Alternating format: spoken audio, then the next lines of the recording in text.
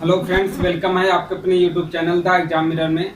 आज का जो है टॉपिक हम लोग पढ़ेंगे इलेक्ट्रिक एनर्जी।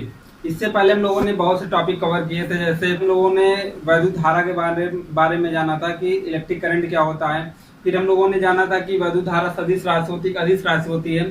फिर हम लोगों ने जाना कि वहाँ पर वैद्युत धारा में किस प्रकार से यहाँ पर करंट जनरेट होती है। फिर वहाँ पर माध्य मुक्त पथ को जाना, मतलब मेन पाथ को जाना था। फिर श्रांति काल, ड्रिफ्ट, वेलोसिटी को हमने जाना। यहाँ पर हम लोगों ने बहुत सारे टॉपिक कवर किए थे जो बोर्ड एग्जाम के लिए बहुत ही इंपॉर्टेंट होते हैं, जैसे इलेक्ट्रिक करंट के बारे में जाना, ड्रिफ्ट, वेलोसिटी, अनगोन वेग के बारे में जाना था। इलेक्ट्रिक करंट जो होता है उसमें धारा होती है कि नहीं होती, इसके बारे में हम लोगों ने जाना था। फिर उसके बाद हम लोगों ने ये भी जाना था कि माध्य मुक्त पथ क्या होता है, जो एग्जाम में कई बार पूछा गया। क्रांति काल क्या होता है वो हमने जाना था। वहां पर हम लोगों ने न्यूमेरिकल भी सॉल्व किया था, उसके बारे में जाना था। तो बहुत सारे ऐसे टॉपिक। फिर वहां पर धारा घनत्व क्या होती है, इलेक्ट्रिक डेंसिटी क्या होती है, इसके बारे में हमने जाना था। अनगोन वेग और धारा घनत्व में संबंध को जाना था। ओम के नियम के बारे में जाना था। ओम का नियम जो होता है कहाँ पर लागू होता है, कहाँ पर नहीं लागू होता है, इसके बारे में हम लोगों ने डिटेल अध्ययन किया था, जो बहुत सारे प्रीवियस लेक्चर में आपको मिल जाएंगे। इसी वीडियो के डिस्क्रिप्शन में वो सारे लेक्चर मैं दे दूंगा, तो वहां से आप लोग देख लीजिएगा। आज का जो टॉपिक हम लोग स्टार्ट करने चल रहे हैं बहुत ही डीपली ये होगा, तो ध्यान से देखिएगा। क्योंकि यहाँ पर आप लोग कई बार तो पढ़े हैं, वैद्युत ऊर्जा कई बार पढ़े हैं, इलेक्ट्रिक एनर्जी कई बार पढ़े हैं, लेकिन उस टॉपिक को बेस आप लोग समझे नहीं होंगे। आज हम लोग बेस से समझेंगे वो एक्चुअल में होता क्या है। तो पिछले लेक्चर में जैसे हमने बताया था आप लोगों को, जब कोई परिपथ होता है, मान लेते हैं कि यह एक कंडक्टर है, ठीक है, यह एक ऐसे कंडक्टर है। एक कंडक्टर हमने माना यहाँ पर। इस कंडक्टर में हम लोग क्या, एक बैटरी से इसको हम लोग क्या कर दिए, जोड़ दिए। एक बैटरी से इसको क्या कर दिए, जोड़ दिए। यहाँ पर V वोल्ट की बैटरी है, ये प्लस सिरा है, ये माइनस सिरा है। इसमें बहुत सारे फ्री इलेक्ट्रॉन होंगे, इसमें बहुत सारे ऐसे फ्री इलेक्ट्रॉन होंगे। जब इसको बैटरी से जोड़े, जब इसको किससे जोड़े, बैटरी से जोड़े, तो ये जो है फ्री इलेक्ट्रॉन धन आयन की ओर मूव करने लगते हैं। चार्ज क्या होते हैं इलेक्ट्रॉन पर, निगेटिव होते हैं, और ये पॉजिटिव की ओर चलने लगते हैं। तो और आप लोगों को अनगोन वेग में बताया था, इनका जो वेग होता है 10⁵ मीटर पर सेकंड होता है। तो ये चलने लगते हैं। तो इसमें उपस्थित बहुत सारे क्या होते हैं, धन आयन होते हैं। देखिए, जब कोई पॉजिटिव चार्ज हो, यहाँ पर कोई मान लेते हैं नाभिक है, नाभिक में प्रोटॉन होता है, इसके चारों ओर क्या होते हैं, इलेक्ट्रॉन होते हैं। इलेक्ट्रॉन जब इससे कक्षा छोड़ के जाता है, इलेक्ट्रॉन जब कक्षा छोड़ के जाता है तो इस पर क्या हो जाता है, ये धनावेशित हो जाता है, मतलब ये धनावेशित हो जाता है। यहाँ पर भी फ्री इलेक्ट्रॉन है, फ्री इलेक्ट्रॉन है, इसका मतलब इसके अंदर भी क्या होंगे, धनायन होंगे। तो ये जब इलेक्ट्रॉन इस ओर चलने लगते हैं तो इससे धनायनों से बार बार क्या होती है, इनकी टक्कर होती है। इनकी क्या होती है, टक्कर होती है। अर्थात हम लोग V वोल्ट की बैटरी से इलेक्ट्रॉन को ऊर्जा दे रहे थे, और यह ऊर्जा धनायनों से बार बार टक्कर होने में क्या हो जाती है, खर्चा हो जाती है। टक्कर होने में क्या हो जाती है, खर्चा हो जाती है। अर्थात हम लोग ये कह सकते हैं, इनकी गति को बनाए रखने के लिए, किनके फ्री इलेक्ट्रॉनों की गति को बनाए रखने के लिए, हम लोग ये भी कह सकते हैं फ्री इलेक्ट्रॉनों की गति को बनाए रखने के लिए, तो फ्री इलेक्ट्रॉन जब मूव करते हैं तो हम लोग जानते हैं कि वैद्युत धारा उत्पन्न होती है। हम लोग पढ़े हैं कि आवेश प्रवाह की दर को वैद्युत धारा कहते हैं। जब ये इलेक्ट्रॉन मूव करते हैं, चलते हैं, तो वो आवेश, मतलब आवेश होता है इलेक्ट्रॉन Q = NE, हम लोग जानते हैं Q = NE, number of electron = 1.6 × 10⁻19 coulomb होता है। तो हम लोग ये कह सकते हैं कि यहाँ पर क्या होगा, इलेक्ट्रॉन चलेगा तो आवेश चलेगा, आवेश चलेगा तो धारा उत्पन्न होगी। जब धारा उत्पन्न होगी तो हम लोग एक बात और ये कह सकते हैं कि यहाँ पर बार बार टक्कर हो रही है, टक्कर होने से ऊर्जा क्षय हो रही है। तो धारा के निश्चित मान को बनाए रखने के लिए लगातार बैटरी से ऊर्जा दी जा रही है। इसी ऊर्जा को ही हम लोग क्या कहते हैं, वैद्युत ऊर्जा कहते हैं। कंसेप्ट आपको समझ में आ गया होगा मोटा मोटा, कि किसी धातु में, किसी चालक में, हम लोग कह सकते हैं धातु का चालक होगा, किसी धातु के चालक में जब उसे V वोल्ट की बैटरी से जोड़ दिया जाता है, तो धारा को बनाए रखने के लिए वहां पर क्या दिया जाता है, एक ऊर्जा दी जाती है। उसी ऊर्जा को हम लोग क्या कहते हैं, वैद्युत ऊर्जा कहते हैं। अब इसे हम लोग अगर परिभाषा के रूप में लिखना चाहेंगे तो हम लोग क्या लिखेंगे, किसी चालक में धारा के मान को बनाए रखने के लिए, किसी चालक में धारा के मान को बनाए रखने के लिए दी जाने वाली ऊर्जा को ही वैद्युत ऊर्जा कहते हैं। या ऐसा भी कह सकते हैं, अब दी जाने वाली ऊर्जा समझिएगा, जब बैटरी से जोड़े थे तो एक इलेक्ट्रॉन को यहां से यहां तक आने में कुछ ना कुछ कार्य करना पड़ा होगा, तो हम लोग ऐसे भी परिभाषा में दे सकते हैं कि किसी चालक में धारा के प्रवाह को बनाए रखने के लिए किए गए कार्य को, धारा के प्रवाह को बनाए रखने के लिए किए गए कार्य को क्या कहते हैं, वैद्युत ऊर्जा कहते हैं। धारा के प्रवाह को बनाए रखने के लिए किए गए कार्य को वैद्युत ऊर्जा कहते हैं। अब आपको समझ में आ रहा होगा कि कहीं ना कहीं कार्य ही एक प्रकार की ऊर्जा है, और हम लोग पहले जानते भी हैं कि कार्य का मात्रक क्या होता है, जूल होता है, ऊर्जा का मात्रक भी क्या होता है, जूल होता है। तो यहाँ पर कार्य एक प्रकार की क्या हो गई, ऊर्जा हो गई। इतनी बात समझ में आ गई। तो हम लोग ये कह सकते हैं कि यहाँ पर हम लोग बहुत पहले पढ़े थे फॉर्मूला V = W/Q। Q क्या है कि यहाँ से एक इलेक्ट्रॉन आया तो Q = यानी यहाँ से आवेश हो जाएगा, यहाँ पर W = VQ या QV जो भी कहना चाहते हैं, ऐसा लिख सकते हैं आसानी से। तो हम लोग कह सकते हैं कि यहाँ पर कोई आवेश रहा होगा, यहाँ से यहाँ तक आने में अगर बैटरी का जो पोटेंशियल है यहाँ पर V वोल्ट लिया गया होगा, अगर पोटेंशियल कितना लिया गया होगा, V वोल्ट लिया गया होगा, और आवेश चलकर यहाँ से इस सिरे तक आने में अगर आवेश Q रहा होगा तो किया गया कार्य कितना होगा, W होगा। परिभाषा का आधार पर भी तो यही कहा गया कि जब किसी चालक को V वोल्ट की बैटरी से जोड़ दिया जाता है तो धारा के मान को बनाए रखने के लिए, धारा के मान को क्या करने के लिए, बनाए रखने के लिए उस पर किए गए कार्य को ही हम लोग क्या कहते हैं, वैद्युत ऊर्जा कहते हैं। अर्थात ये ऊर्जा हो गई, ये किस में आनी चाहिए, हमारे जूल में आनी चाहिए, ठीक है, क्योंकि ये कार्य है, किस में आना चाहिए, जूल में आना चाहिए। अब देखिए यहाँ पर जब इसे V वोल्ट से जोड़ेंगे, यहाँ पर I आएगा, करंट आएगा। हम लोग जानते हैं, क्या जानते हैं कि अगर यहाँ पर देखिए Q आवेश, यहाँ पर Q आवेश क्या, Q आवेश 1 सेकेंड में या T समय में, मानते हैं यहाँ पर लिखते हैं, माना Q आवेश T समय में एक सिरे से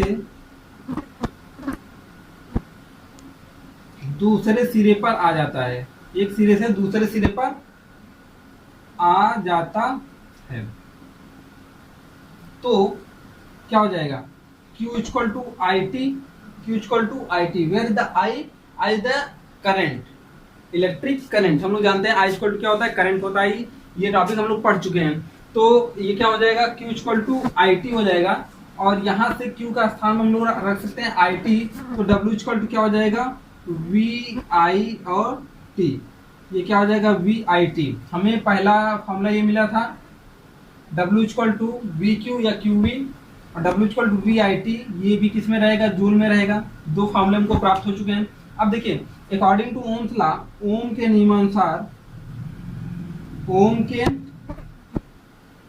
नियमानुसार हमारा ओम का नियम क्या कहता है, ओम का नियम कहता है V = IR, जहां पर R क्या है, प्रतिरोध है परिपथ का, तो यहाँ पर V की वैल्यू रखेंगे तो I क्या हो जाएगा, I और I² हो जाएगा। तो W = हम लोग लिख सकते हैं I²RT, ऐसा हो सकता है। ये भी किस में रहेगा, जूल में रहेगा, ये भी किस में रहेगा, जूल में रहेगा। नेक्स्ट हम लोग देखते हैं, अगर हम लोग ये मान ना रखकर हम लोग क्या रख सकते हैं, यहाँ पर I = V/R रखें, तो I = क्या रख दें, V/R रख दें, तो देखिए यहाँ पर I = V/R रखें तो V और V क्या हो जाएगा, V² हो जाएगा, और T अपान क्या हो जाएगा, R। तो यहाँ पर W = V² T अपान क्या हो जाएगा, R। ये भी किस में रहेगा, जूल में। ये भी किस में रहेगा, जूल में। अब आपको समझ में आ रहा होगा कि यहाँ पर W equal to V square T upon R, ये सारे किसके बराबर हैं, W मतलब किए गए कार्य के बराबर हैं, मतलब वैद्युत ऊर्जा के बराबर हैं। तो इनको अगर हम लोग एक रूप में लिखें तो हमको ऐसे देखने को मिलेगा। देखिए कैसे फॉर्मूला देखने को मिलेगा, W equal to V Q, first V Q, second क्या मिलेगा वी आई टी और I square R T and V square T अपन क्या हो जाएगा आर। ये सारा फॉर्मूला किस में रहेगा, जूल में रहेगा। और ये फॉर्मूला हम लोग क्या कर लेंगे, रिमेम्बर कर लेंगे, याद कर लेंगे, और हमारा यहाँ से क्वेश्चन बनेगा। ठीक है, इतनी बात आपको समझ में आ गई होगी। ये क्वेश्चन हम लोग बना सकते हैं।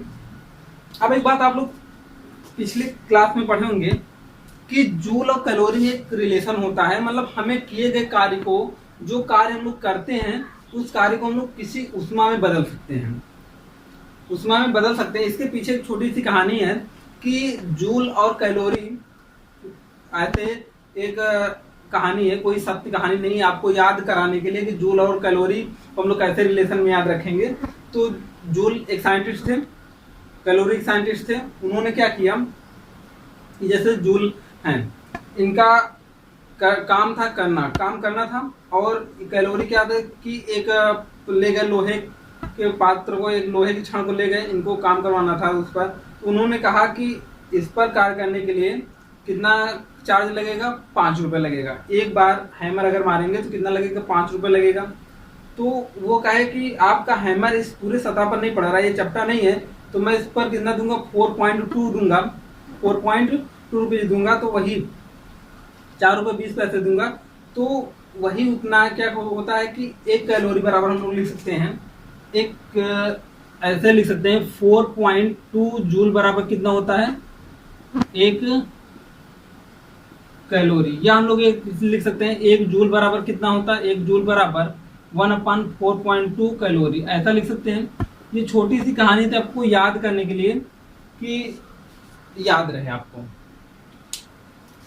ऐसा लिख सकते हैं। अर्थात हम लोग कह सकते हैं कि अगर किए गए कार्य को हम लोग उष्मा के रूप में बदलें, किसमें बदलें, उष्मा के रूप में बदलें, तो आसानी से हम लोग देखिए कैसे कर सकते हैं।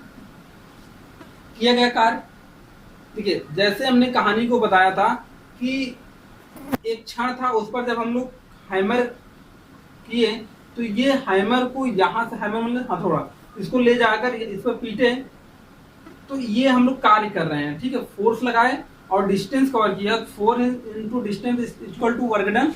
तो ये क्या हो गया, कार्य हो गया। और कार्य के कारण ये क्या हो जाएगा, हीट होगा, गर्म होगा। तो हमने बताया कि जूल और कैलोरी में क्या होता है, रिलेशन होता है। तो वो रिलेशन 1 जूल बराबर 1/4.2 कैलोरी, या 4.2 जूल बराबर 1 कैलोरी। तो हम लोग किए गए कार्य को किसमें बदल सकते हैं, उष्मा में बदल सकते हैं। तो यहाँ पर एक फॉर्मूला हम लोग ये आ जाएगा, तो हीट बराबर उत्पन्न उष्मा, तो उत्पन्न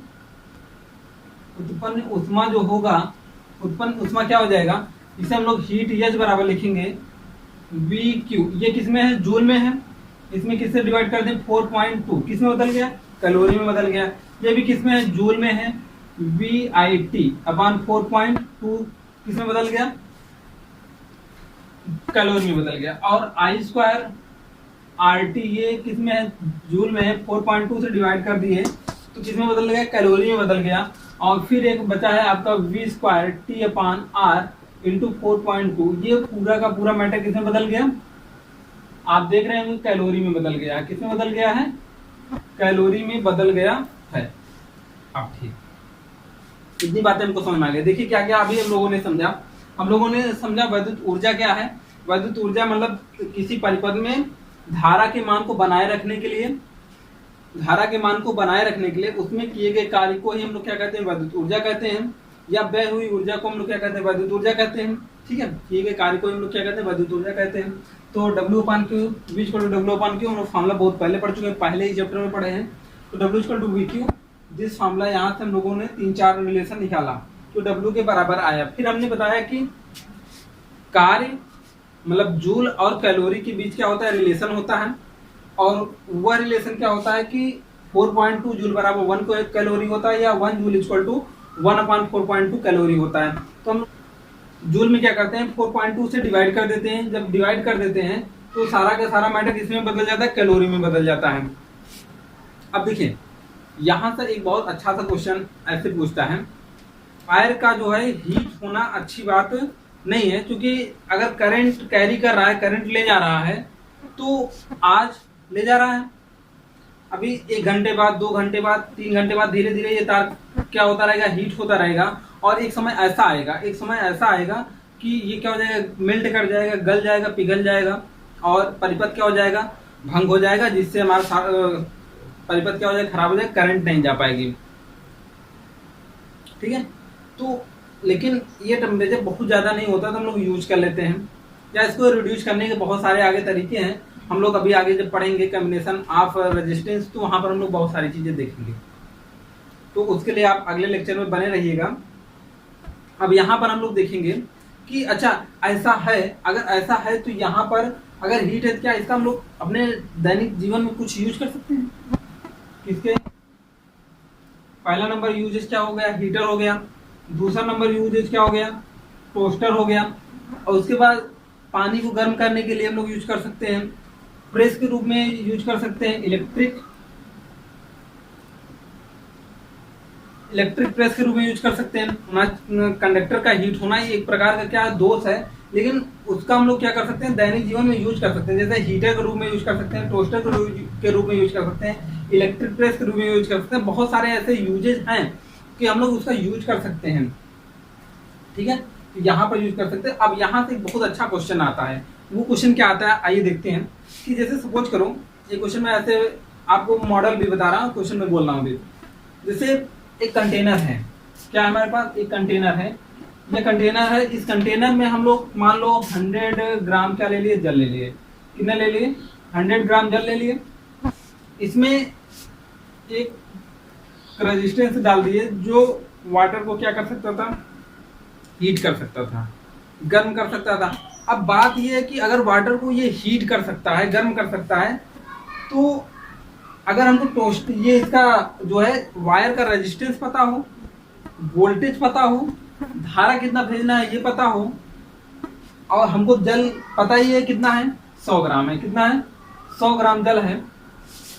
धारिता हमको पता है, तो हम लोग ये कह सकते हैं कि यहाँ पर ये जल कितना गर्म होगा अगर हम ये जो है रेजिस्टेंस इतने समय तक के लिए चलाएं। तो इस पर एक आधारित क्वेश्चन है, आइए हम लोग उस क्वेश्चन को करते हैं। तो देखिए क्वेश्चन कैसे होगा। तो पहला नंबर, इस फॉर्मूले को हमको थोड़ा सा मॉडिफाई करना पड़ेगा। मॉडिफाई कैसे, कि ये तो हीट है, अर्थात यही तो रेजिस्टेंस, जैसे यहाँ पर तो कोई रेजिस्टेंस होगा, उसको हम लोग जब धारा देंगे तो वो क्या हो जाएगा, गर्म हो जाएगा। वो भी किसमें, कैलोरी में उसमें हमको मिलेगी। अगर कैलोरी में उसमें हमको मिल रही है तो वही उसमें किसमें खर्च होगी, जल को गर्म करने में। अच्छा, जल जो गर्म होगा, जल के साथ साथ जो पात्र होगा वो भी गर्म होगा। तो वहां पर इस फॉर्मूले को हम लोग मॉडिफाई थोड़ा सा करते हैं। तो फॉर्मूले का जब मॉडिफिकेशन करते हैं तो देखिए क्या आएगा, मतलब कोई लिक्विड होगा, उसको जब हम लोग रेजिस्टेंस के द्वारा वैद्युत धारा देकर गर्म करेंगे तो उस फॉर्मूले को हम लोग ऐसे लिख सकते हैं, ये एज इट इज वही फॉर्मूला है। इसके बाद हम लोग जोड़ देते हैं MS delta T degree centigrade. कितना जोड़ देते हैं, MS delta T degree centigrade जोड़ देते हैं।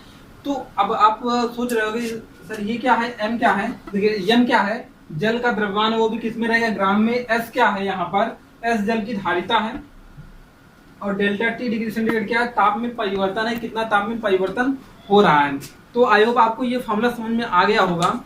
और इसे हम लोग याद करने के लिए, तो ये तो टॉपिक हमको याद हो ही गया है। इसको याद करने के लिए हम लोग क्या करते हैं, एक सिंपल सा हम लोग बस की क्या बनवाते हैं, बस कहीं पर एक स्थान से दूसरे स्थान तक जाने के लिए जब हम लोग बस यूज करते हैं, तो रेगुलर जब बस का यूज करते हैं तो वहां पर हम लोग एक MST बनवाते हैं। क्या बनवाते हैं, MST। वही देखिए MST से याद कर सकते हैं कि आसानी से याद हो जाएगा। तो अब देखिए यहाँ पर, और इसी प्रकार से आप वीडियो में बने रहेंगे तो आगे बहुत सारे आपको शॉर्ट ट्रिक, अभी रेजिस्टेंस आएगा तो रेजिस्टेंस में देखिए बहुत सारे कॉम्बिनेशन हम लोग जोड़ेंगे और उसको विद इन ट्रिक, फिर उसके बाद डिटेल में भी सारे क्वेश्चन को सॉल्व कराए जाएंगे। तो वीडियो को पूरी तरीके से देखते रहिए और आगे भी बने रहिए और चैनल को सब्सक्राइब करते रहिए। तो आइए हम लोग एक क्वेश्चन इस पर करते हैं, देखते हैं वो क्वेश्चन क्या कह रहा है। क्वेश्चन जो है, एक बर्तन में 100 ग्राम जल 10 डिग्री सेंटीग्रेड पर रखा गया है। 42 ओम प्रतिरोध का एक तार जल में डालकर 42 ओम प्रतिरोध का एक तार कहाँ पर डाला जा रहा है? जल में डालकर 2 एम्पीयर की धारा 5 मिनट तक प्रवाहित की जाती है।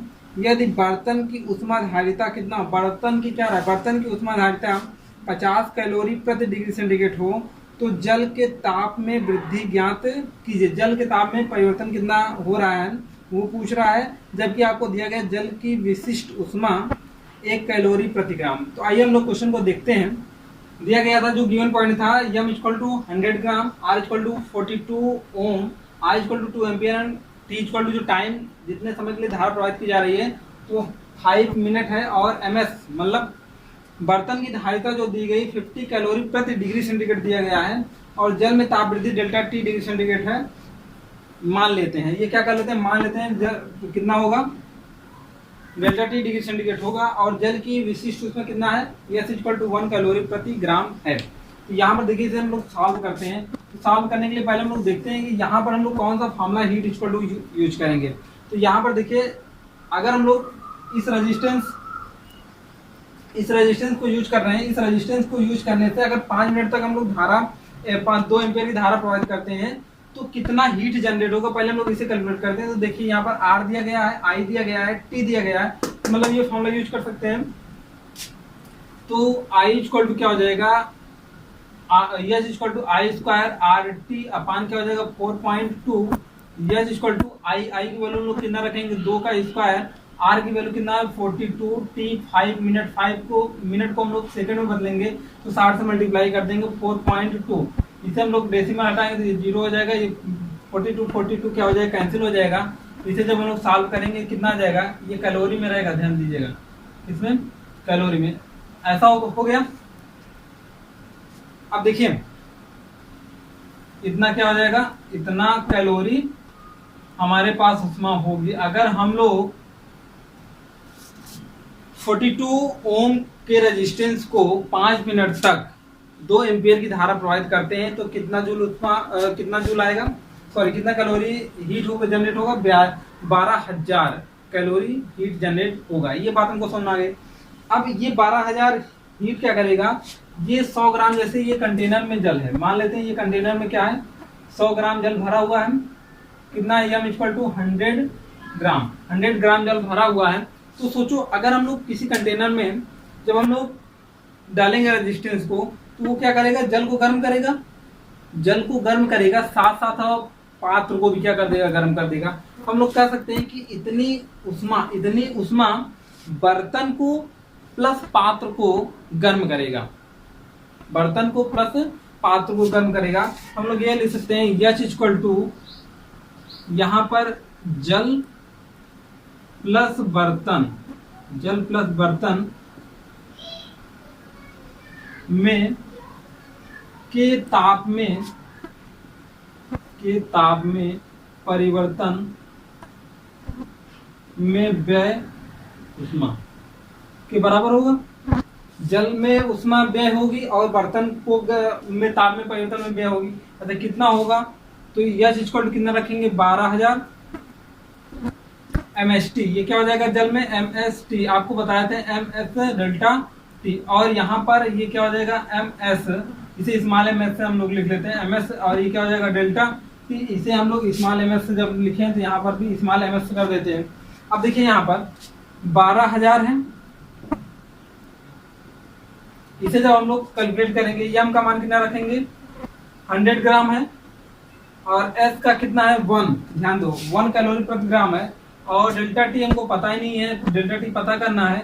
MS की वैल्यू कितना दिया गया 50 दिया गया है, और डेल्टा टी पता करना है। तो इसे जब हम लोग सॉल्व करेंगे तो देखिए 100 डेल्टा टी और 50 डेल्टा टी ऐड करेंगे तो कितना हो जाएगा 150, इसे हम लोग सॉल्व कर लिए तो ये कितना हो गया 150 डेल्टा टी हो गया, और ये delta T equal to 12,000 divide by 150, इसे जब सॉल्व करेंगे तो डेल्टा टी इक्वल टू कितना आएगा 80 डिग्री सेंटीग्रेड, कितना आ गया 80 डिग्री सेंटीग्रेड आएगा। मतलब ताप में परिवर्तन कितना आया 80 डिग्री सेंटीग्रेड का परिवर्तन आया। अगर आपसे पूछता है कि फाइनल टेम्परेचर कितना है तो आप बताएंगे कितना है 90 है, कितना है 90 डिग्री सेंटीग्रेड, क्योंकि बर्तन का पहले जल का ताप कितना था 10 डिग्री सेंटीग्रेड पहले से ही था, पूछ रहा है यहाँ ताप में परिवर्तन कितना हो रहा है, तो 80, और आपसे पूछा जल का तापमान कितना है, तो आप कितना बताते हैं, 90। क्यों? क्योंकि आप 10 उसमें क्या कर देते, ऐड कर देते। तो आई होप आपको ये टॉपिक समझ में आ गया होगा, ये क्वेश्चन करने का तरीका समझ में आ गया होगा। ऐसे बहुत सारे क्वेश्चन हैं, तो आप लोग किताब में दिए गए हैं, आप लोग उस किताब से क्वेश्चन को सॉल्व करिएगा। नहीं आएगा तो आप क्वेश्चन को हम कमेंट कर देंगे, तो हम वहां पर वीडियो बनाकर आपको सेंड कर दिया जाएगा, ठीक है। अब विद्युत शक्ति क्या होती है, सामर्थ्य क्या होती है, आइए हम लोग बात करते हैं शक्ति और सामर्थ्य के बारे में। पहले हम लोग जानते हैं कि हमारी सामर्थ्य क्या होती है, मशीन की सामर्थ्य क्या होती है, फिर जानेंगे परिपथ की सामर्थ्य क्या होती है। जैसे हम लोग बात करते हैं, अगर क्लास में जैसे हम लोग हैं, अगर क्लास में हैं, अगर आपसे कहा जाए कि कई डेस्क बेंच रखी हुई है, प्रत्येक स्टूडेंट से कहा जाए कि सभी लोग डेस्क और बेंच को बाहर उठा उठा कर ले जाओ, तो क्या होगा, सभी स्टूडेंट ले जाएंगे। डेस्क और बेंच तो बारी बारी से सभी बाहर कर सकते हो, लेकिन बात यह है कि किसी स्टूडेंट के द्वारा ज्यादा समय लगेगा, किसी स्टूडेंट के द्वारा कम समय लगेगा। तो ये हम लोग कह सकते हैं कि किसी एकांत समय में किसी व्यक्ति द्वारा किए गए कार्य को हम लोग क्या कहते हैं, उस व्यक्ति की सामर्थ्य कहते हैं, उस व्यक्ति की क्या कहते हैं, शक्ति कहते हैं, सामर्थ्य कहते हैं। किसी एकांत समय में किसी व्यक्ति द्वारा किए गए कार्य को क्या कहते हैं, उस व्यक्ति की सामर्थ्य कहते हैं, शक्ति कहते हैं। अब आते हैं मशीन में।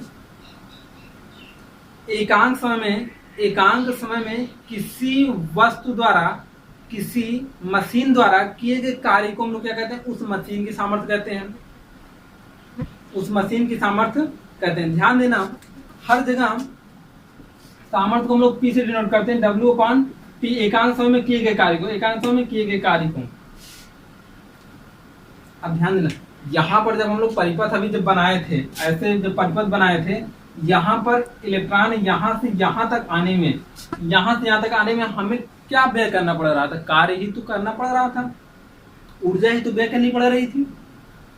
इसकी परिभाषा हम लोग ये बना सकते हैं, किसकी, वैद्युत ऊर्जा नहीं, वैद्युत सामर्थ्य की। किसकी, वैद्युत सामर्थ्य की। इलेक्ट्रिक पावर की क्या होती है, या इलेक्ट्रिक पावर या वैद्युत सामर्थ्य हम लोग कह सकते हैं, शक्ति की कह सकते हैं। क्या होता है, इसे पी से नोट करते हैं हम लोग।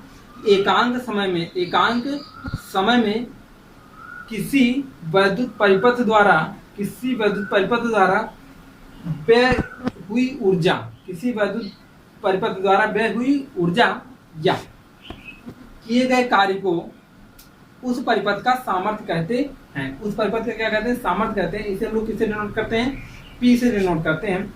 एकांक समय में किसी वैद्युत परिपथ द्वारा किए गए कार्य को या व्यय हुई ऊर्जा को हम लोग क्या कहते हैं, उस परिपथ की सामर्थ्य कहते हैं। इसे हम लोग किससे डिनोट करते हैं, पी से। अगर फॉर्मूला देखा जाए तो W क्या होगा, T होगा, P = W/T। अगर इसका मात्रक बनाया जाएगा तो सामर्थ्य का मात्रक क्या हो जाएगा, सामर्थ्य मतलब शक्ति का मात्रक इक्वल टू हो जाएगा जूल पर सेकंड। क्या हो जाएगा, जूल पर सेकंड हो जाएगा।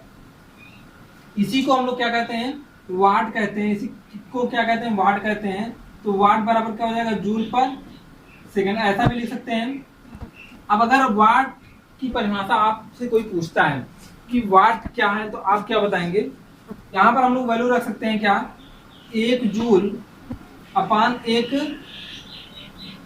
सेकंड। कितना रख सकते हैं, 1 जूल अपान 1 सेकंड रख सकते हैं। तो बराबर कितना आ जाएगा, 1 वाट आ जाएगा। हम लोग वाट की जब परिभाषा देंगे, वाट इज वाट, तो देखिए वाट की परिभाषा देंगे तो क्या कहेंगे, किसी परिपथ में ठीक है, किसी परिपथ में एकांक आवेश को एक सिरे से दूसरे सिरे तक जाने में, किसी परिपथ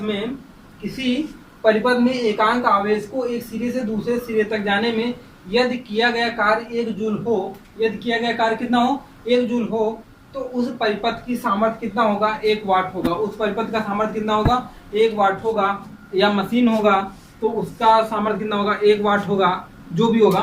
तो ये हो जाएगा वाट की परिभाषा, हम लोग लिख सकते हैं, देख सकते हैं, ठीक है। तो आइए हम लोग बात करते हैं, यहाँ पर हमको रेजिस्टेंस वगैरह दिया गया होगा, तो उसका हम लोग सामर्थ्य कैसे निकालेंगे। तो आइए देखते हैं। देखिए यहाँ पर हम लोग अगर फॉर्मूले के रूप में देखा जाए, फॉर्मूले के रूप में देखा जाए तो W है, और ये फॉर्मूला हम लोग H जो पढ़े थे, ऐसा पढ़े थे क्या, W इक्वल टू ऐसा पढ़े थे, W equal to V Q V I T I square R T V square T upon R. इतना फॉर्मूला हम लोग किसके रूप में पढ़े थे, W के रूप में पढ़े थे। अगर हम लोग W के रूप में पढ़े हैं इतना फॉर्मूला, तो P इक्वल टू हम लोग क्या जाने हैं, अभी अगर हम लोग बात करें P हम लोग बात करें तो W अपॉन T जाने हैं, तो W यही वैल्यू यहाँ पर सब्स्टिट्यूट कर देते हैं तो फॉर्मूला हमारा बन जाएगा। देखिए कैसे, P इक्वल टू आ जाएगा V Q upon T V I T upon T I square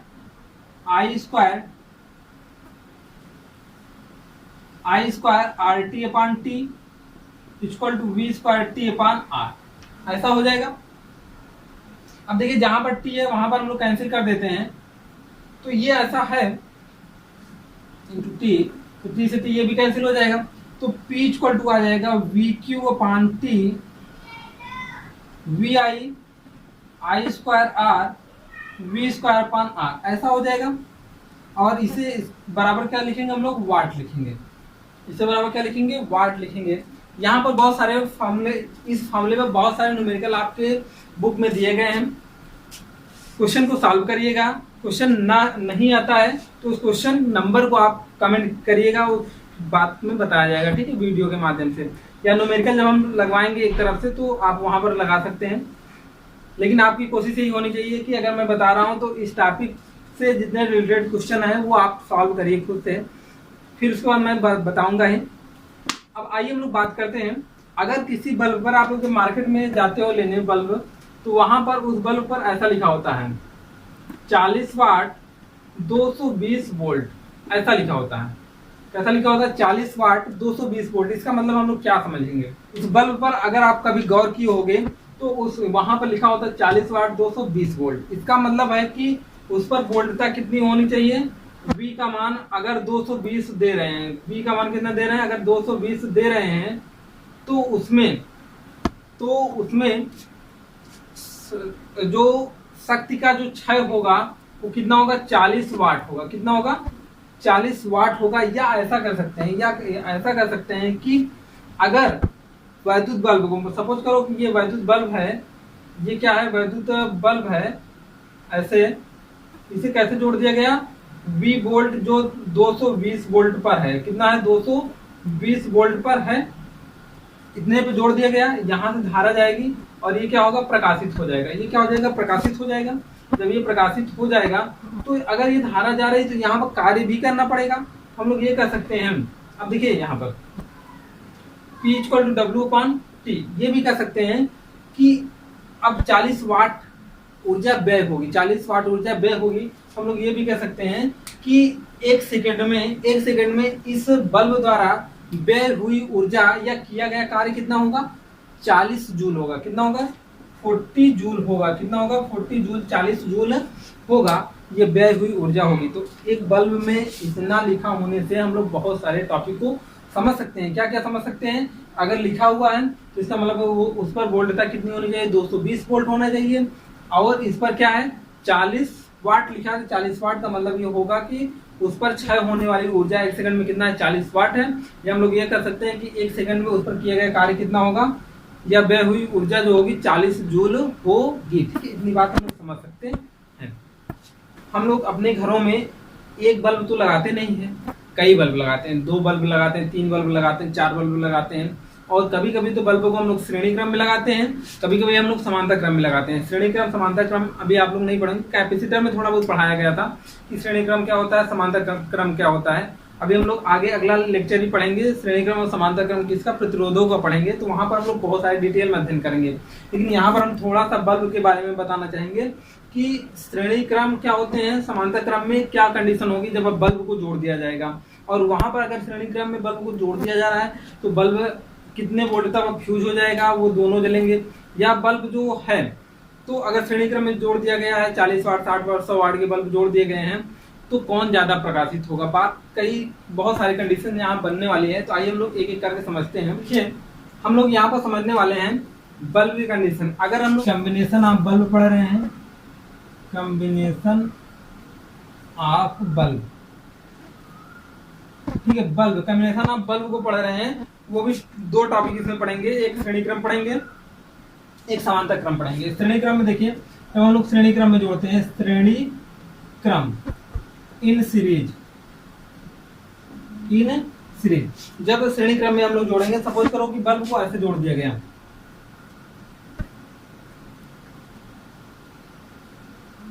दो बल्ब लिए, दोनों बल्ब को कैसे जोड़ दिया गया, ऐसे जोड़ दिया गया, और इनको बल्बों को वी वोल्ट की बैटरी से जोड़ दिया गया, ये प्लस है ये माइनस है, ठीक है। वी वोल्ट की बैटरी से क्या कर दिया गया, जोड़ दिया गया। इनकी सामर्थ्य अगर P1 है, इनकी सामर्थ्य क्या है, P2 है। तो अब हम लोग ये चाहेंगे, हम लोग क्या चाहेंगे, हम लोग ये चाहेंगे कि यहाँ पर एक ऐसा बल्ब यूज किया जाए, एक ऐसा बल्ब यूज किया जाए जो दोनों ये कार्य कर रहे हैं, जो दो बल्ब मिलकर कार्य कर रहे हैं, वह एक अकेला बल्ब कार्य कर रहे हैं। तो उसे हम लोग क्या बोलेंगे, इक्विवेलेंट पावर ऑफ बल्ब बोलेंगे, इक्विवेलेंट पावर ऑफ बल्ब बोलेंगे, बल्ब की समतुल्य शक्ति बोलेंगे, ठीक है, या तुल्य शक्ति बोलेंगे। तो P इक्विवेलेंट आएगा, P इक्विवेलेंट जो आएगा हम लोग ऐसे लिखेंगे, 1/P equivalent equal to 1/P1 plus 1/P2। ये कैसा है, क्यों है, जैसे भी है आप ऐसे भी पढ़िए। जब हम लोग रेजिस्टेंस पढ़ेंगे तो वहां पर इस बात को क्लियरेंस करेंगे, ठीक है, कि ऐसा पॉजिट क्यों हो रहा है। तो यहाँ पर देखिए, इसको 1/P इक्विवेलेंट जब हम लोग करेंगे तो यहाँ पर ये क्या हो जाएगा, P1 P2 आएगा, और ये क्या हो जाएगा, P2 प्लस P1। इसे हम लोग P इक्विवेलेंट की वैल्यू हमको चाहिए, तो P1 P2 अपान क्या हो जाएगा, P2 प्लस P1 या P1 P2। ये हम लोग फार्मूला पता चल जाता है, ये फार्मूला हम लोगों को क्या हो जाता है, ज्ञात हो जाता है। अब देखिए, इसी में हम लोग थोड़ा सा क्वेश्चन ये बना सकते हैं। अगर क्या देते हैं, ये 40 वाट का बल्ब हम लोग लगाए, ये कितने का लगाए हैं, 100 वाट का।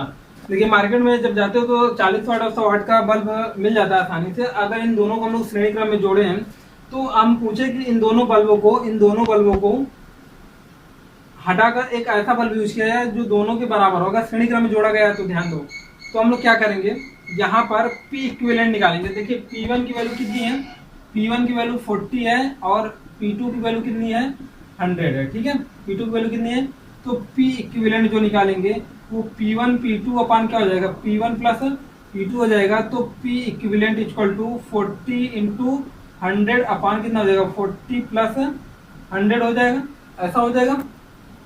तो ये कितना हो जाएगा, 4000 अपान कितना हो जाएगा, 140, ऐसा होगा। इसे सब्ट्रैक्ट करने के बाद, मतलब सॉरी, डिवाइड करने के बाद P इक्विवेलेंट वैल्यू जो भी आएगी वो 400 अपान कितना आ जाएगा, 14। इसे हम लोग सॉल्व कर लेंगे, इतना वाट आ जाएगा, कितना आ जाएगा, इतना वाट आ जाएगा।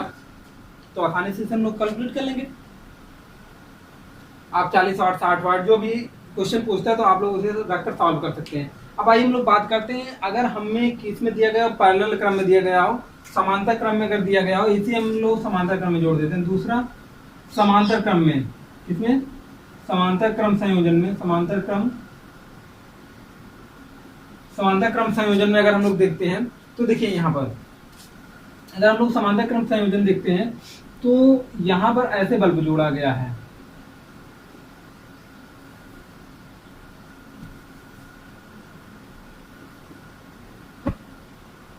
ऐसे बल्ब जोड़ा गया है। एक बल्ब ऐसे यहाँ पर लगा देते हैं, ऐसे बल्ब जोड़ दिया गया है, और सपोज करो ये बोल्ट यहाँ पर भी जोड़ दिया गया।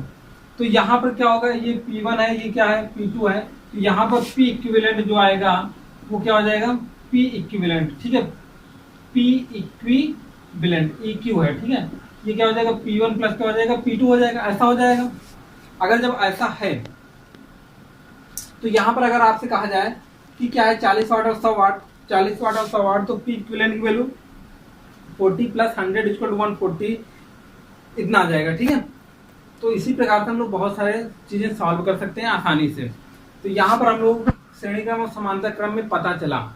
अब हम लोग देखिए बात करते हैं कि ये जो वाट यूनिट होती है, वाट जो यूनिट होती है, ये बहुत छोटी यूनिट होती है। ऊर्जा का क्या है कि बहुत छोटा यूनिट है, ऊर्जा का बहुत अधिक बड़ा यूनिट होता है। उसको हम लोग जानने से पहले हम लोग वही टॉपिक और जानने वाले हैं कि देखिए, क्वेश्चन है हमारे पास कि अगर हम लोग क्या करते हैं कि अगर बताइएगा, हम लोग ध्यान से देखिएगा, 40 वाट, 60 वाट और 100 वाट के बल्ब हैं। 40 वाट, 60 वाट और 100 वाट के हमारे पास कितने, 3 बल्ब हैं। इनको पहली बार किसमें जोड़ दिया जाता है? एक क्वेश्चन हम सॉल्व करेंगे, एक क्वेश्चन आपको सॉल्व करना पड़ेगा। आ जाएगा आंसर तो आप लोग सर्टिफाइड हो जाइएगा, नहीं तो हमें यहाँ पर आंसर बता देंगे, आपको सॉल्व करके प्रूफ करना है, ठीक है। तो पहला नंबर देखिए, अगर हम लोग श्रेणी क्रम में जोड़ते हैं, किसमें जोड़ते हैं? श्रेणी क्रम में जोड़ते हैं। और फिर किसमें जोड़ेंगे? समांतर क्रम में जोड़ेंगे। किसमें जोड़ेंगे? समांतर क्रम में। दूसरा किसमें रहेगा? समांतर क्रम में रहेगा, ठीक है। पहला किसमें रहेगा? श्रेणी क्रम में, दूसरा समांतर क्रम में। इन्हीं 40, 60 और 100 वाट के बल्ब, जैसे यहाँ पर 2 लिए थे तो वहां पर कितने ले रहे हैं? 3 ले लिए हैं। तो 40 वाट, 60 वाट और 100 वाट के बल्बों को किसमें जोड़ा जा रहा है? समांतर क्रम में। पहले श्रेणी क्रम में जोड़ा जा रहा है, फिर समांतर क्रम में जोड़ा जा रहा है। तो आपसे पूछा जा रहा है कि कौन सा बल्ब ज्यादा उसमें देगा। जब श्रेणी क्रम में जोड़ा जा रहा है तो कौन सा बल्ब ज्यादा प्रकाश करेगा, जब समांतर क्रम में जोड़ा जा रहा है तो ज्यादा बल्ब कौन सा प्रकाश करेगा। तो पहले नंबर हम लोग श्रेणी क्रम वाला देखते हैं। किसको देखेंगे? श्रेणी क्रम को जब देखेंगे तो श्रेणी क्रम में क्या हो जाएगा? श्रेणी क्रम में देखिए, अब देखिए यहाँ पर श्रेणी क्रम अगर हम लोग देखें तो P इक्वल टू, यहां से देखिए P equal to V square upon क्या होता है? R होता है। अगर ऐसा हम लोग इसे हम लोग सॉल्व करें तो P प्रोपोर्शनल 1 अपान R, इसका मतलब है कि जो भी होगा, जो बल्ब होगा उसकी अगर शक्ति अधिक होगी तो रेजिस्टेंस क्या हो जाएगा? कम होगा। उसकी शक्ति अगर अधिक होगी तो रेजिस्टेंस कम होगा। तो हम लोग ऐसा लिख सकते हैं, यदि यहां पर P40 या पहले P100 ले लेते हैं, P100 ये बड़ा है,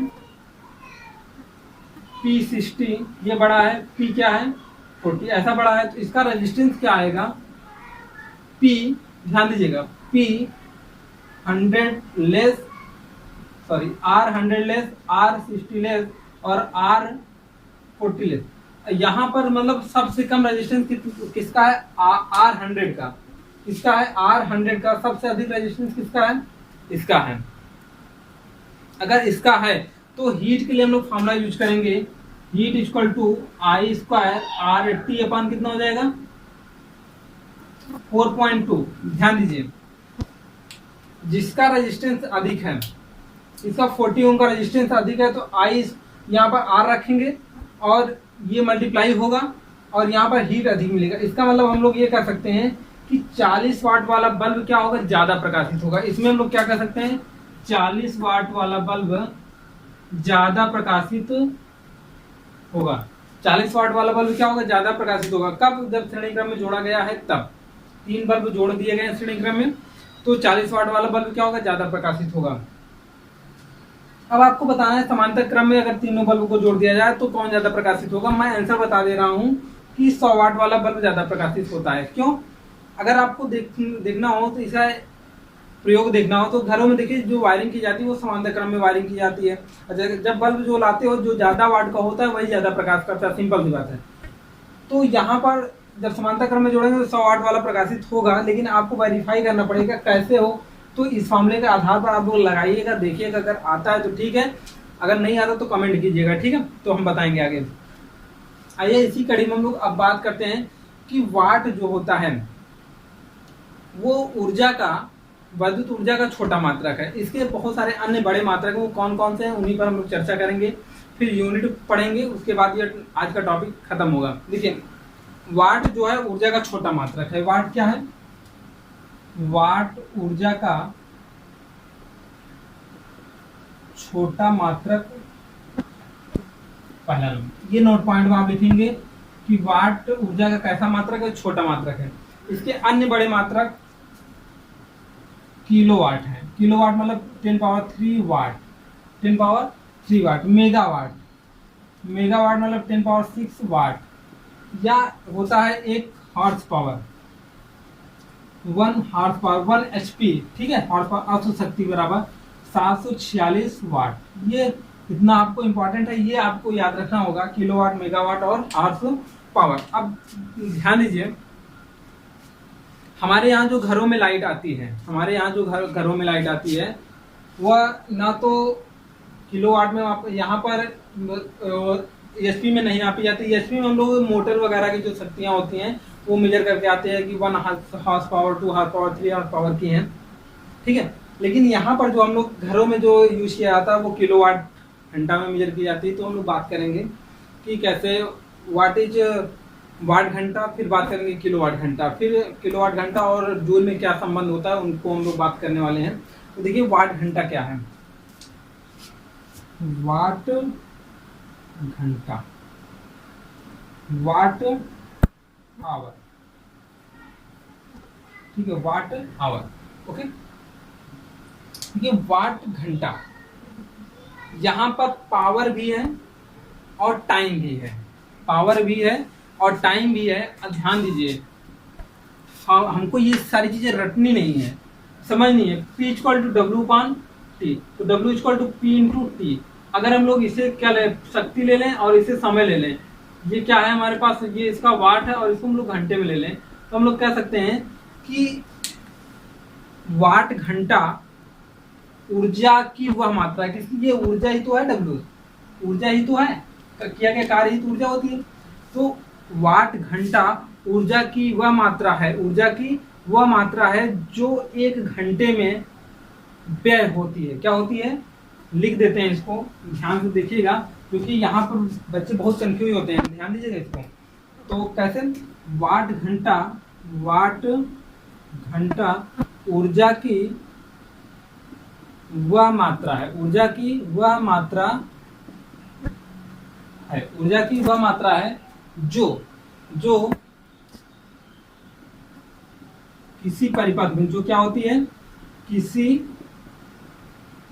परिपथ में 1 घंटे में, कितने घंटा लिखा होता है, 1 घंटे में, 1 घंटे में व्यय होती है।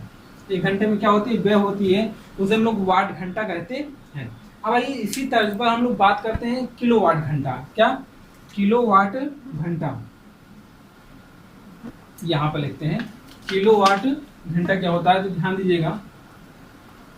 किलो वाट घंटा, ठीक है, kilo watt hour.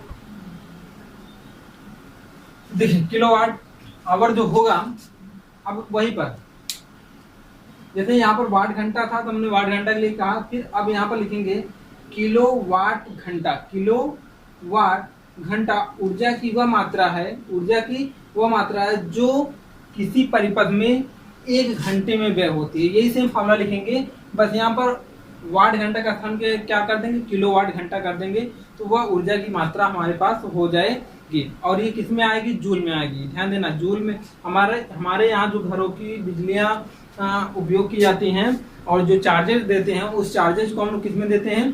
Kilo watt घंटा अर्थात जूल में हम लोग देते हैं, ठीक है। किस में देते हैं? जूल के आधार पर देते हैं। तो उसी जूल को हम लोग किस में बदल लेते हैं? यूनिट में बदल लेते हैं। तो आइए हम लोग किलोवाट घंटा जान गए। इसी किलोवाट घंटा को हम लोग यूनिट कहते हैं। क्या कहते हैं? यूनिट कहते हैं।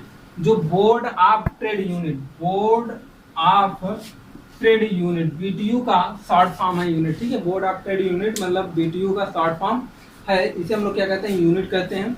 बात समझ में आ गई होगी आपको। तो देखिए अब हम लोगों को यूनिट मतलब यहाँ पर यूनिट में बदलने के लिए क्या करना होता है? यूनिट इक्वल टू क्या होता है? शक्ति होती है, पावर होता है, वाट जो होता है, और यहाँ पर समय मतलब टाइम, ठीक है। क्या होता है? टाइम, जो समय होता है अपान कितना होता है? 1000, और ये टाइम किस में लिया जाता है? घंटे में लिया जाता है, ठीक है। तो इस प्रकार से हम लोग ये यूनिट बना सकते हैं, फॉर्मूला बना सकते हैं। तो यूनिट इक्वल टू वाट मतलब जो शक्ति होती है इंटू टाइम और डिवाइड बाई 1000, ये किस में बदल जाता है? सारी की सारी ऊर्जा हमारी यूनिट में बदल जाती है। अब यहाँ से आपको बहुत सारे क्वेश्चन बनते हैं, जैसे कि एक फैन है इतने घंटे चला, एक हीटर है इतने घंटे चला, और एक टीवी है इतने घंटे चली। तो सारी इंस्ट्रूमेंट इतने इतने घंटे चल रहे हैं, अगर इसकी सामर्थ्य इतना हो, इसकी सामर्थ्य इतना हो, इसकी सामर्थ्य इतना हो, तो ये बताइए कि उसकी यूनिट कितनी आएगी, या एक यूनिट का चार्ज जितना है तो टोटल पूरे महीने का खर्च कितना आएगा। तो इस प्रकार से हम लोग यहाँ पर एक क्वेश्चन सॉल्व करेंगे। ठीक है, आइए क्वेश्चन को देखते हैं कि 6 बल्ब 5 घंटे प्रतिदिन जलते हैं, 80 वाट के 5 फैंस 10 घंटे प्रतिदिन चलते हैं, और एक 100 वाट का हीटर है जो 2 घंटे प्रतिदिन चलता है, और यदि चार्जेज एक यूनिट का चार्ज 80 पैसा लग रहा हो, तो आप बताइए, आपको ये बताना है कि क्या बताना है कि एक महीने, जिस महीने में 30 दिन होता है, उसका खर्च कितना होगा। तो देखिए यूनिट बराबर, पहले हम लोग इसको सारी चीज़ों को यूनिट में कन्वर्ट करेंगे। कैसे देखिए, यूनिट बराबर, अब यहाँ पर लिखेंगे यूनिट बराबर, पहले हम लोग किसके ले लेंगे, फैन के ले लेंगे, यहाँ पर बल्ब के ले लेंगे। तो P की वैल्यू देखिए, P इंटू टी अपान कितना होगा, 1000 होगा, ये यूनिट में बदल जाएगा। तो यूनिट बराबर क्या हो जाएगा, यूनिट बराबर हो जाएगा हमारा P की वैल्यू कितना है, 100 वाट है। टाइम अब देखिए 100 वाट है, एक बल्ब 100 वाट का है, तो टोटल कितना हो जाएगा, 6 से मल्टीप्लाई कर देंगे 600 वाट हो जाएगा, पता चल गया। टाइम कितना है, 5 घंटे, हमने बताया था टाइम को 5 घंटे में ही कन्वर्ट करना है। आपसे पूछा जा रहा है एक महीने का, तो एक महीने में कितना, 30 से मल्टीप्लाई कर देंगे तो कितना, 150 घंटे हो जाएगा, पता चल जाएगा। और 1000 से डिवाइड कर देंगे तो हमको पूरी यूनिट किसकी पता चल जाएगी, बल्ब की। ये बल्ब के लिए यूनिट पता चल गया। इसी प्रकार से हम लोग फैन के लिए यहाँ पर निकालेंगे, 80 इंटू कितने घंटे चल, कितने फैन, 5 इंटू कितना, 10 घंटे, कितने दिन के लिए, 30 डेज के लिए। अपन इसे क्या करेंगे, 1000 से डिवाइड कर देंगे प्लस। फिर हीटर के लिए, एक हीटर है, हीटर एक है, एक इंस्ट्रूमेंट है, अगर 2 हो तो 2 से मल्टीप्लाई करते, 2 घंटे 30 डेज के लिए चलाया जा रहा है, और डिवाइड बाई 1000। इसे हम लोग क्या कर लेंगे, अब सॉल्व कर लेंगे। तो सॉल्व करेंगे, देखिए